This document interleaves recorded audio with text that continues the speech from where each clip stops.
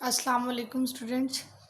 آج ہم بات کریں گے غزوہ رجیع کے بارے میں۔ اس سے پہلے ہم نے بات کی غزوہ بدر کے بارے میں، غزوہ احد کے بارے میں، اور اب ہم بات کریں گے غزوہ رجیع کے بارے میں۔ یہ کچھ امپورٹنٹ غزوات ہیں جن کے بارے میں ایگزامینر اکثر کوسچن پوچھتا ہے اور اکثر آگے بھی پوچھے جائیں گے انشاءاللہ۔ تو یہ ہمارا تیسرا غزوہ ہے جس کے بارے میں ہم بات کرنے لگے ہیں، غزوہ رجیع۔ یہ 4 ہجری کو ہوا تھا۔ اس سے پہلے غزوہ احد جو ہے وہ 3 کو ہوا تھا، غزوہ بدر جو ہے وہ 2 کو ہوا تھا۔ تو غزوہ رجیع جو ہے یہ 4 ہجری کو ہوا تھا اور حضرت عاصم کی قیادت میں ہوا تھا۔ حضرت عاصم کی قیادت میں ہوا تھا۔ اس سے پہلے ہم نے دیکھا جو غزوہ ہمارے پاس تھا غزوہ احد تھا، وہ حضرت حمزہ کی قیادت میں ہوا تھا، حضرت عاصم کی قیادت میں ہوا تھا۔ بس یہی دو، چھوٹا سا تھا یہ غزوہ، اس کی اتنا زیادہ بات نہیں ہے۔ اس کے بعد آ جاتے ہیں غزوہ احزاب، سچ این امپورٹنٹ غزوہ۔ غزوہ بدر، غزوہ احد اور غزوہ احزاب یہ تینوں بہت امپورٹنٹ ہیں۔ اس کا دوسرا نام جو ہے وہ غزوہ خندق تھا۔ غزوہ خندق اور غزوہ احزاب ایک ہی ہے، اکثر لوگوں کو پتہ نہیں ہوتا تو وہ مسٹیک کر دیتے ہیں۔ پیپر میں کوسچن پوچھا گیا ہے کہ غزوہ احزاب کا دوسرا نام کیا تھا، تو وہ غزوہ خندق تھا۔ جو کفار کا لشکر تھا تقریباً وہ 12,000 کا تھا اور اس کی قیادت ابو سفیان کر رہا تھا۔ حضرت سلمان فارسی نے خندق کھودنے کا مشورہ دیا تھا۔ خندق جو تھا وہ ایک بہت گہرا کنواں تھا، کھڈا تھا، جو کہ انہوں نے کہا تھا کہ ایسے کھود دیتے ہیں کہ کفار کا جو لشکر ہے وہ ہم تک نہیں پہنچ سکے گا۔ اور حضرت سلمان فارسی کے بارے میں پوچھا جاتا ہے کہ یہ کون تھے، تو انہوں نے 1 ہجری کو یہ مسلمان ہوئے تھے۔ ٹوٹل جو ہے وہ خندق کی کھدائی میں 6 مسلمان شہید ہوئے تھے اور 4 نمازیں قضا ہوئی تھی مسلمانوں کی خندق کھودنے کے لیے۔ تو اللہ تعالیٰ نے تب مسلمانوں کو کیسر و کسریٰ کی خوشخبری جو تھی وہ غزوہ خندق کے موقع پر دی تھی۔ حضرت حنظلہ جو تھے، حضرت حنظلہ وہ بھی اسی میں انہوں نے شرکت کی تھی۔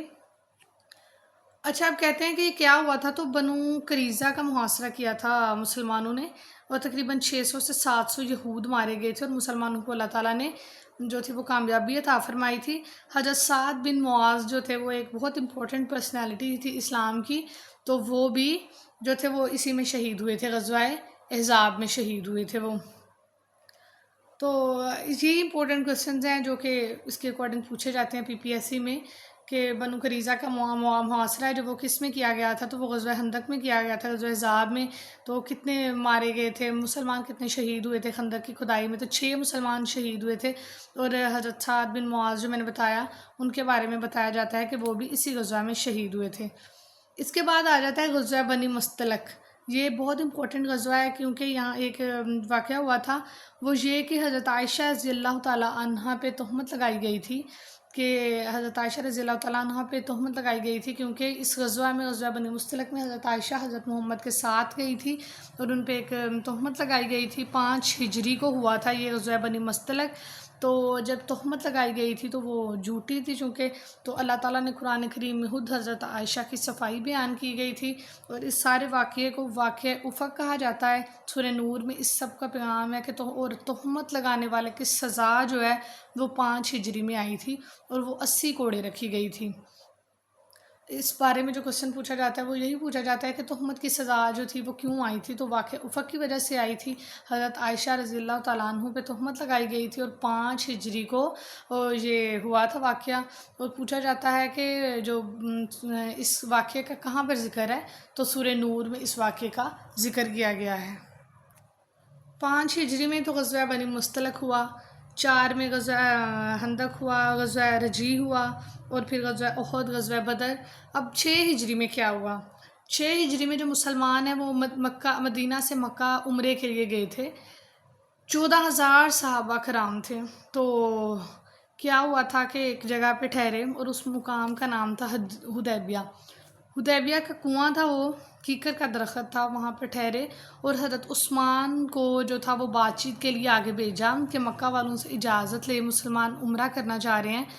تو کیا ہوا تھا کہ حضرت عثمان رضی اللہ تعالیٰ عنہ لیٹ ہو گئے وہاں پر جا کے، کیونکہ ان کے رشتہ دار تھے وہاں پر، ان کو تھوڑا وقت لگ گیا، تو مسلمانوں کو لگا کہ ان کی شہادت ہو گئی، ان کی شہادت کی افواہ آنے لگی۔